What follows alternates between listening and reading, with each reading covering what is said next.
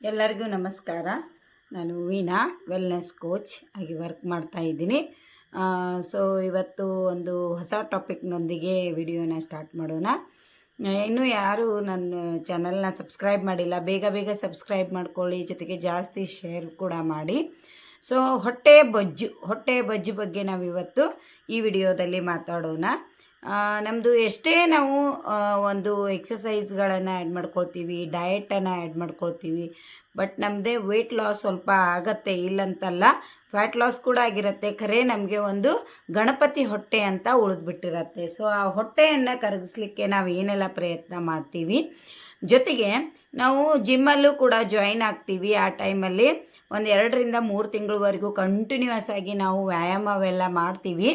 ಆಗೇನಾಗತ್ತೆ, ನಮಗೆ ನಾವಂತೀವಿ ಇಷ್ಟೆಲ್ಲ ವ್ಯಾಯಾಮ ಮಾಡ್ತಾ ಇದ್ದೀವಿ, ಎಕ್ಸಸೈಸ್ ಮಾಡ್ತಾ ಇದ್ದೀವಿ, ಬಟ್ ನಮ್ಮದು ಹೊಟ್ಟೆ ಬೊಜ್ಜು ಕರಗ್ತಾ ಇಲ್ಲ.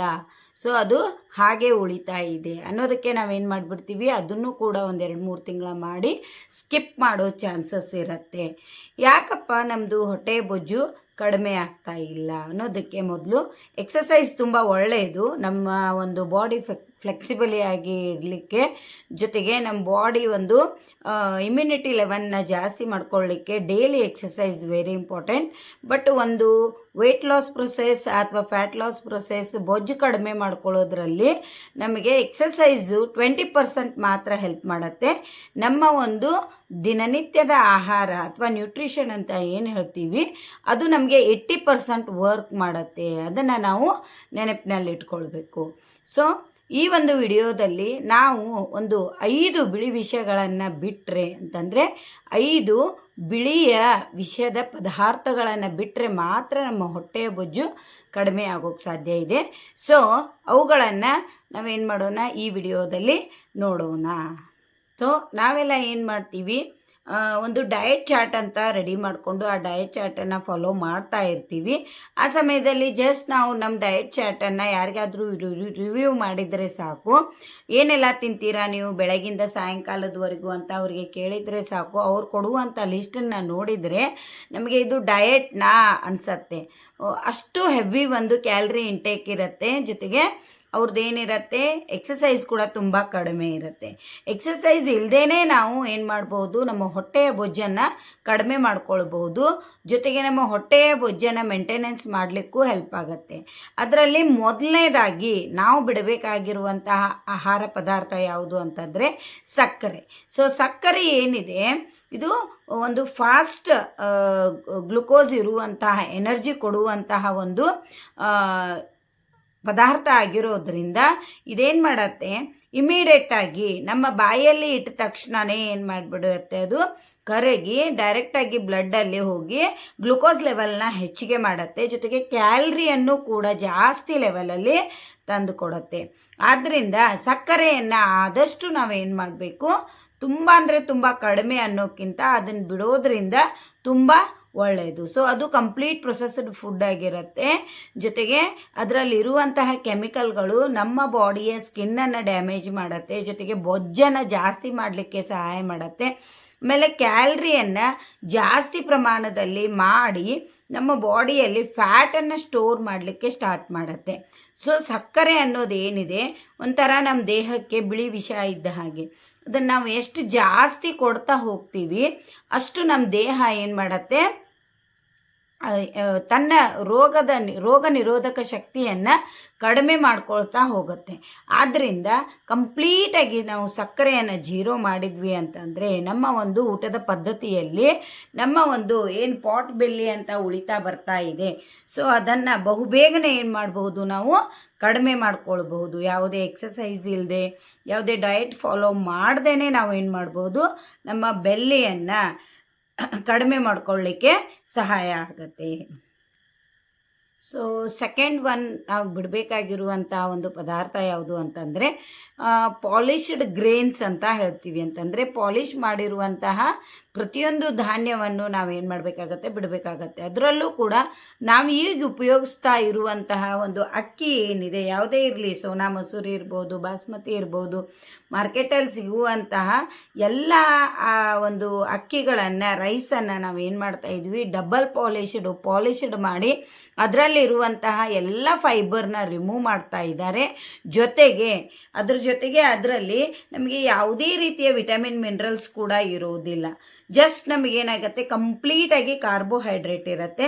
ಸೊ ಅದು ನಮ್ಮ ಬಾಡಿಗೆ ಮ್ಯಾಕ್ಸಿಮಮ್ ಅಲ್ಲಿ ಬೇಕಾಗೇನೇ ಇಲ್ಲ. ನಮ್ಮ ಬಾಡಿಗೆ ಬೇಕಾಗಿರೋದು ಪ್ರೋಟೀನು, ಫೈಬರು, ಜೊತೆಗೆ ಕಡಿಮೆ ಪ್ರಮಾಣದಲ್ಲಿ ಕಾರ್ಬೋಹೈಡ್ರೇಟ್ ಬೇಕಾಗಿರುತ್ತೆ. ಬಟ್ ಏನಾಗಿಬಿಡ್ತಾ ಇದೆ ಇಲ್ಲಿ, ಒಂದು ಪಾಲಿಶ್ಡ್ ರೈಸ್ ಆಗಿರ್ಬೋದು, ಪಾಲಿಶ್ಡ್ ಗ್ರೇನ್ಸನ್ನು ನಾವು ತಗೊಳ್ಳೋದ್ರಿಂದ ಜಾಸ್ತಿ ಪ್ರಮಾಣದಲ್ಲಿ ನಮಗೇನಾಗ್ತಾ ಇದೆ, ಕಾರ್ಬೋಹೈಡ್ರೇಟ್ ಸಿಗ್ತಾ ಇದೆ.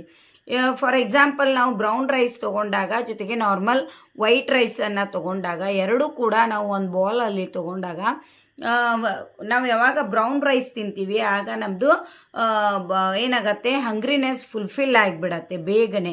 ಯಾಕಂದರೆ ಅದರಲ್ಲಿ ಬೇಕಾಗಿರುವಂಥ fibre and protein and vitamin minerals sufficient ಆಗಿರುತ್ತೆ. ಬಟ್ ವೈಟ್ ರೈಸ್ ನಾವು ಒಂದು ಬೌಲ್ ಅಲ್ಲ, 2 ಬೌಲ್ ಕೂಡ ತೊಗೊಂಡು ತಿಂದ್ವಿ ಅಂತಂದರೂ ಕೂಡ ನಮಗೆ ಸ್ಯಾಟಿಸ್ಫ್ಯಾಕ್ಷನ್ ಇರೋಂಗಿಲ್ಲ, ಸಟೈಸಿ ಇರೋದಿಲ್ಲ. ಸೊ ಅದರಿಂದ ಏನಾಗುತ್ತೆ, ಕಾರ್ಬೋಹೈಡ್ರೇಟ್ ಲೆವೆಲ್ ಜಾಸ್ತಿ ಆಗುತ್ತೆ. ಅದು ನಮಗೇನಾಗತ್ತೆ, ಕ್ಯಾಲ್ರಿಯನ್ನು ಸ್ಟೋರ್ ಮಾಡಲಿಕ್ಕೆ ಸಹಾಯ ಮಾಡುತ್ತೆ. ಜೊತೆಗೆ ಫ್ಯಾಟ್ ಕೂಡ ಬೇಗನೆ ಅದರಿಂದ ಸ್ಟೋರ್ ಆಗುತ್ತಾ ಹೋಗುತ್ತೆ. ಆದ್ದರಿಂದ ನಾವು ನಮ್ಮ ಒಂದು ಡೈಲಿ ಲೈಫ್ ಸ್ಟೈಲಲ್ಲಿ ಅಥವಾ ಊಟದ ಪದ್ಧತಿಯಲ್ಲಿ ಕಂಪ್ಲೀಟಾಗಿ ಪಾಲಿಶ್ಡ್ ಗ್ರೇನ್ಸ್ ಏನಿದೆ ಅದನ್ನು ಸ್ಕಿಪ್ ಮಾಡಲೇಬೇಕು. ಅಂದರೆ ಮಾತ್ರ ನಮಗೇನಾಗುತ್ತೆ, ನಮ್ಮ ಹೊಟ್ಟೆಯ ಬೊಜ್ಜನ್ನು ಕಡಿಮೆ ಮಾಡ್ಕೊಳ್ಳಿಕ್ಕೆ ತುಂಬ ಸಹಾಯ ಆಗುತ್ತೆ. ಸೊ ಪಾಲಿಶ್ಡ್ ಗ್ರೇನಲ್ಲಿ ನಾವೇನು ಹೇಳ್ಬೋದು, ಮೈದಾ ಕೂಡ ಒಂದು. ಸೊ ಈಗೆಲ್ಲ ಬೇಕ್ರಿ ಐಟಮ್ಸ್ ಏನು ರೆಡಿ ಮಾಡ್ತಾರೆ ಎಲ್ಲ ಫುಲ್ಲಿ ಮೈದಾಯಿಂದ ರೆಡಿ ಮಾಡ್ತಾರೆ. ಸೊ ಅದೇನಾಗತ್ತೆ, ಹೆವಿ ಕ್ಯಾಲ್ರಿ ಇರುತ್ತೆ. ಸೊ ಮೈದಾನ ನಾವು ಪೋಸ್ಟರ್ ಅಂಟಿಸ್ಲಿಕ್ಕೆ ಮಾತ್ರ ಬಳಕೆ ಮಾಡಬೇಕು. ಅದನ್ನು ಬಿಟ್ಟರೆ ನಾವು ಅದರಲ್ಲಿ ಯಾವುದೇ ವಿಟಮಿನ್ ಇರೋದಿಲ್ಲ, ಮಿನರಲ್ಸ್ ಇರೋದಿಲ್ಲ, ಏನು ಇಲ್ಲದೆ ಇರುವಂಥ ಒಂದು ಪದಾರ್ಥವನ್ನು ನಮ್ಮ ಬಾಡಿಗೆ ಕೊಡ್ತಾ ಹೋಗ್ತೀವಿ. ಅದು completely processed and highly polished ಒಂದು ಫುಡ್ ಅಂತಾನೆ ಹೇಳ್ಬೋದು ಮೈದಾ ಅನ್ನೋದು. ನಾವು ಪಪ್ಸ್ ಎಲ್ಲ ತಿಂತೀವಿ, ಅದರಲ್ಲಿ ಯಾವುದೇ ಒಂದು ವಿಟಮಿನ್ ಮಿನರಲ್ಸ್ ಇರೋದಿಲ್ಲ. ಸೊ ಅದನ್ನು ನಾವು ತಿನ್ನೋದ್ರಿಂದ ನಮಗೇನಾಗುತ್ತೆ, ಯಾವುದೇ ಒಂದು ವಿಟಮಿನ್ ಮಿನರಲ್ಸ್ ಸಿಗದೇನೆ ನಮ್ಮ ಬಾಡಿ ಅನ್ನೆಸೆಸರಿಯಾಗಿ ಕ್ಯಾಲರೀಸನ್ನು ಇಂಟೇಕ್ ಮಾಡುತ್ತೆ. ಜೊತೆಗೆ ಕಾರ್ಬೋಹೈಡ್ರೇಟನ್ನು ಕೂಡ ಜಾಸ್ತಿ ಪ್ರಮಾಣದಲ್ಲಿ ಸ್ಟೋರ್ ಮಾಡಿಕೊಳ್ಳುತ್ತೆ. ಅದರ ಬದಲಾಗಿ ನಾವು ಹೋಲ್ ಗ್ರೇನ್ ಇರುವಂತಹ ಎಲ್ಲ ಒಂದು ಧಾನ್ಯಗಳನ್ನು ತಿಂತಾ ಬಂದ್ವಿ ಅಂದರೆ ಅದರಲ್ಲಿ ಫೈಬರ್ ಲೆವೆಲ್ ಜಾಸ್ತಿ ಇರುತ್ತೆ, ವಿಟಮಿನ್ ಆ್ಯಂಡ್ ಮಿನರಲ್ಸ್ ಜಾಸ್ತಿ ಇರುತ್ತೆ. ಜೊತೆಗೆ ನಮಗೆ ಬೇಕಾಗುವಂಥ ಪ್ರೋಟೀನ್ ಲೆವೆಲ್ ಕೂಡ ಅದರಲ್ಲಿ ಇರೋದರಿಂದ ಅದು ನಮ್ಮ ಬಾಡಿಗೆ ತುಂಬ ಒಂದು ಸಹಾಯ ಮಾಡುತ್ತೆ. ಓಕೆ, ನೆಕ್ಸ್ಟ್ ಬರೋದೇ ಹಾಲು ಅಥವಾ ಮಿಲ್ಕ್ ಅಂತ ಹೇಳ್ತೀವಿ. ಸೊ ಹಾಲು ತುಂಬ ಒಳ್ಳೆಯದು ಆರೋಗ್ಯಕ್ಕೆ, ನಮಗೆಲ್ರಿಗೂ ಗೊತ್ತಿದೆ. ಅದರಲ್ಲೂ ಕೂಡ ರಾತ್ರಿ ಯಾರೆಲ್ಲ ಹಾಲು ಕುಡಿತಾರ ಅವರಿಗೆ, ಯಾಕಂದರೆ ನೀವು ಒಂದು ಹೆವಿ ಮಿಲ್ಕ್ ಕೂಡ ತೊಗೊಂಡಿರ್ತೀರ, ಊಟನೂ ಮಾಡಿರ್ತೀರ ಫುಲ್ಫಿಲ್ಲಾಗಿ, ಆ ಟೈಮಲ್ಲಿ ರಾತ್ರಿ ಹಾಲನ್ನು ಕೂಡ ಕುಡಿತೀರ. ಸೊ ಅದು ಡಬಲ್ ಕ್ಯಾಲ್ರಿ ಇಂಟೇಕ್ ಆಗಿಬಿಡತ್ತೆ. ಅದ್ರ ಬದಲಾಗಿ ಹಾಲು ಕುಡಿತೀರಾ ಅಂತಂದರೆ ಊಟವನ್ನು ಸ್ಕಿಪ್ ಮಾಡಬೇಕು. ಇಲ್ಲ ಊಟ ಮಾಡ್ತೀರಾ ಅಂದರೆ ಅದನ್ನು ಹಾಲನ್ನು ಕುಡಿಬಾರ್ದು. ಯಾಕಂದರೆ ಹಾಲಲ್ಲಿ ಒಂದು ಟ್ರೆಪ್ಟೋಫಿನ್ ಅನ್ನೋ ಒಂದು ಮಿನರಲ್ಸ್ ಇರುತ್ತೆ. ಅದೇನಾಗತ್ತೆ ಅಪ್ಪ ಅಂತಂದರೆ ನಮ್ಮ ಬಾಡಿಗೆ ಚೆನ್ನಾಗಿ ನಿದ್ದೆ ಕೂಡ ಕೊಡುತ್ತೆ. ಅದ್ರ ಜೊತೆಗೆ ನಾವು ಯಾವಾಗ ನಾವು ಕುಡಿದಂಥ ಹಾಲು ಡೈಜೆಸ್ಟ್ ಆಗುತ್ತೆ, ಅದು ಇಮಿಡಿಯೇಟಾಗಿ ಗ್ಲುಕೋಸ್ ಆ್ಯಂಡ್ ಗ್ಲೈಕೋಸ್ ಆಗಿ ಅದರಲ್ಲಿರುವಂಥ ಲ್ಯಾಕ್ಟೋಸ್ ಡೈಜೆಷನ್ ಆಗಿ ನಮಗೆ ಸಿಕ್ಬಿಡತ್ತೆ. ಸೊ ಅದು ಕೂಡ ನಮಗೆ ಒಂದು ಶುಗರ್ ಕಂಟೆಂಟೇ ಅಂತ ಹೇಳ್ಬೋದು. ಅದು ನಮ್ಮ ಬಾಡಿಯಲ್ಲಿ ಸ್ಟೋರ್ ಆಗುತ್ತಾ ಹೋಗುತ್ತೆ. ಹಾಲಿನ ಬದಲಾಗಿ ನೀವು ಮೊಸರನ್ನು ಇಂಟೇಕ್ ಮಾಡ್ಬೋದು. ಯಾಕಂದರೆ ಅದ್ರ ಬದಲಾಗಿ ನೀವು ಮೊಸರು ತೊಗೊಂಡ್ರೆ ಅದರಲ್ಲಿ ಪ್ರೋಬಯೋಟಿಕ್ಕು ಇರುತ್ತೆ. ಜೊತೆಗೆ ತುಂಬ ಚೆನ್ನಾಗಿ ಡೈಜೆಸ್ಟ್ ಮಾಡುವಂತಹ ಒಂದು ಗುಡ್ ಬ್ಯಾಕ್ಟೀರಿಯಾಸ್ ಎಲ್ಲ ಇರುತ್ತೆ. ಅದು ನಿಮ್ಮ ಬಾಡಿಗೆ ಏನು ಮಾಡುತ್ತೆ, ಒಂದು ಸಫಿಸಿಯೆಂಟ್ ಆದಂಥ ಬೇಕಾದಂಥ ಪ್ರೋಟೀನನ್ನು ಜೊತೆಗೆ ಪ್ರೋಬಯೋಟಿಕ್ಕನ್ನು ನೀಡ್ತಾ ಹೋಗುತ್ತೆ. ಆದ್ದರಿಂದ ನೀವು ಹಾಲನ್ನು ಸೇವಿಸೋ ಬದಲಾಗಿ ಮೊಸರನ್ನು ಸೇವಿಸಿದರೆ ಅದು ತುಂಬ ನಿಮ್ಮ ಬಾಡಿಗೆ ಸಪೋರ್ಟಿವ್ ಆಗಿರುತ್ತೆ, ಜೊತೆಗೆ ಹೆಲ್ಪ್ ಕೂಡ ಮಾಡುತ್ತೆ. ಸೊ ಹಾಲೇನಿದೆ, ಮನುಷ್ಯರು ಮತ್ತು ಮನುಷ್ಯರು ಸಾಕಿದಂಥ ಪ್ರಾಣಿಗಳು ಮಾತ್ರ ಜೀವನ ಪರ್ಯಂತ ಕುಡಿಯುತ್ತೆ. ಅದನ್ನು ಬಿಟ್ಟರೆ ಉಳಿದೆಲ್ಲ ಪ್ರಾಣಿಗಳು ಏನು ಮಾಡ್ತವೆ ಅಂತಂದರೆ ಒಂದು ವರ್ಷ ಅಥವಾ 2 ವರ್ಷದವರೆಗೂ ಮಾತ್ರ ಹಾಲನ್ನು ಕುಡಿದು ಸ್ಕಿಪ್ ಮಾಡ್ತವೆ. ಬಟ್ ಮನುಷ್ಯ ಸಾಕಿದ ಪ್ರಾಣಿಗಳು ಮಾತ್ರ ಕಂಟಿನ್ಯೂಸ್ ಆಗಿ ಕುಡಿತವೆ. ಹಾಲು ಅನ್ನೋದನ್ನು ಕಂಪ್ಲೀಟಾಗಿ ನಾವು ಸ್ಕಿಪ್ ಮಾಡಿ ಅದರ ಬದಲಾಗಿ ಮೊಸರನ್ನು ಆ್ಯಡ್ ಮಾಡ್ಕೊಳ್ಳೋದು ತುಂಬ ಒಳ್ಳೆಯದು. ಸೊ ನೆಕ್ಸ್ಟ್ ಬರೋದು ಉಪ್ಪು ಅಥವಾ ಸಾಲ್ಟ್ ಅಂತ ಹೇಳ್ತೀವಿ.